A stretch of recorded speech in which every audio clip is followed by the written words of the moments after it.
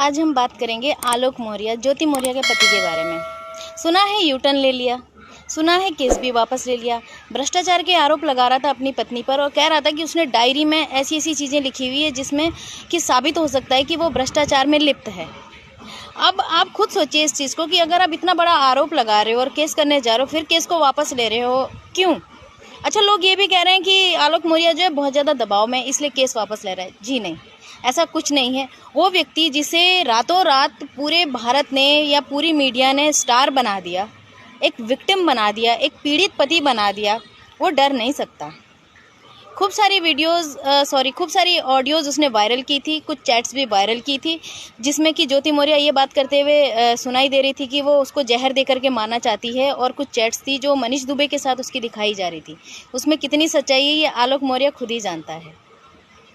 ऐसी चैट्स बहुत सारी बन भी सकती है और ऐसी रिकॉर्डिंग्स कोई भी लेकर के आ सकता है, लेकिन उसको साबित करना बहुत मुश्किल होता है। देखिए, ये जो मैं वीडियोस बना रही हूँ और इस बारे में बात कर रही हूँ, ये मेरे विचार हैं।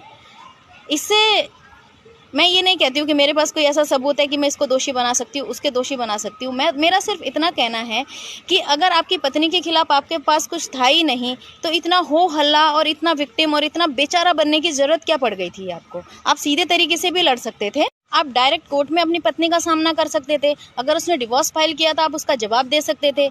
आपके पास सारे ऑप्शंस थे, लेकिन नहीं, आपने एक ऐसा रास्ता अपनाया जो सिर्फ उल्टे रास्ते की तरफ जाता था, जिसमें आपने खुद को एक हीरो बनाने की कोशिश करी। आपने कहा कि आपने उसे पढ़ाया लिखाया, उसको बड़ा बनाया। आप कौन होते हो किसी को बड़ा बनाने वाले? आपको क्या लगता है कि सिर्फ आपने ही अपने पत्नी पर पैसा खर्च किया है और पति नहीं करते हैं? और जो दूसरों की पत्नियां तलाक के मुकदमे डालती हैं या पति लोग डालते हैं, क्या उन पतियों ने कभी अपनी पत्नी के लिए कुछ नहीं किया, खर्चा नहीं किया? जब शादी हो जाती है तो हर पति अपनी पत्नी के लिए खर्चा करता है और हर पति उसके लिए उतना ही करता है जितना आपने किया होगा। फ़र्क सिर्फ इतना है कि आपके होते हुए वो एसडीएम बनी क्योंकि आपने उसको परमिशन दी। इससे ज़्यादा और कोई फ़र्क नहीं है। ऐसी कोई जादू की छड़ी नहीं है आपके पास कि आप किसी को भी एसडीएम बना दो। मैंने पहले भी अपनी वीडियोस में कहा है कि अगर आलोक जी के पास कोई जादू की छड़ी है तो घुमा दीजिए ना पूरे देश में। बहुत सारी लड़कियां एसडीएम बनना चाहती है, ऐसा कुछ नहीं है। अगर ज्योति मौर्य में ये काबिलियत नहीं होती तो आप उसे एसडीएम नहीं बना सकते थे। और जितना रोना आपने रोया है, जितना कुछ आपने किया है, तो सबूत क्यों नहीं पेश किया आपने? आप क्यों पीछे हो गए? क्योंकि आपके पास कोई सबूत ही नहीं था। मैं बार बार ये कहती हूँ कि अगर किसके खिलाफ आप जा रहे हैं और आप ये दावा कर रहे हैं कि मेरे पास सबूत है, तो उसको साबित करने की जिम्मेदारी भी आप ही की है, ना कि उस सामने वाले व्यक्ति की कि वो कहे कि ये ऐसा हुआ है या नहीं हुआ है। सबूत आप ही को ही पेश करने होते हैं और उसे सही भी आपने ही साबित करना होता है। चैट्स वायरल की, ऑडियोज़ वायरल की, आपको क्या लगता है कि इसमें बदनामी ज्योति मौर्य की हुई है, आपकी नहीं हुई है? अर्धांगिनी थी वो, आपकी पत्नी है वो आपकी। अगर कुछ ऐसी बात हुई भी थी तो ऐसा नहीं है कि देश में पहली बार ऐसा हो रहा है। एक गुलाम हैदर को देखिए, कितना बड़ा दिल उसने रखा हुआ है, सचिन के हवाले कर दिया अपने 4 बच्चे और अपनी बीवी, और पूरा देश उसे सपोर्ट कर रहा है। खैर, वो एक अलग मुद्दा है, पर मेरा कहने का सिर्फ इतना था कि अपने ही घर की बदनामी, अपने ही घर की औरत को, उसकी इज्जत को तार तार नहीं करना चाहिए था आपको।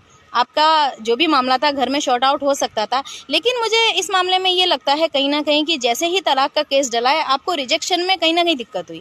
आपको लगा कि मुझे रिजेक्ट किया जा रहा है और आपके अंदर एक हीन भावना ऐसी आ गई कि मैं एक सफाई कर्मचारी हूँ, इस वजह से मुझे रिजेक्ट किया जा रहा है।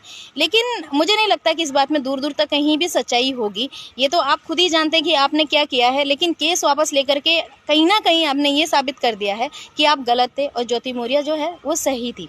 उसकी चैट्स में कितनी सच्चाई है ये आप जानते हैं, हम नहीं जानते हैं। उसकी उस ऑडियोज़ जो आपने वायरल करी थी वो सच में ज्योति मौर्य की थी या नहीं थी, ये भी आप जानते हैं। लेकिन ये जो तमाशा इतने टाइम तक आपने किया है, क्या ये सही था? ये भी आप जानते हैं।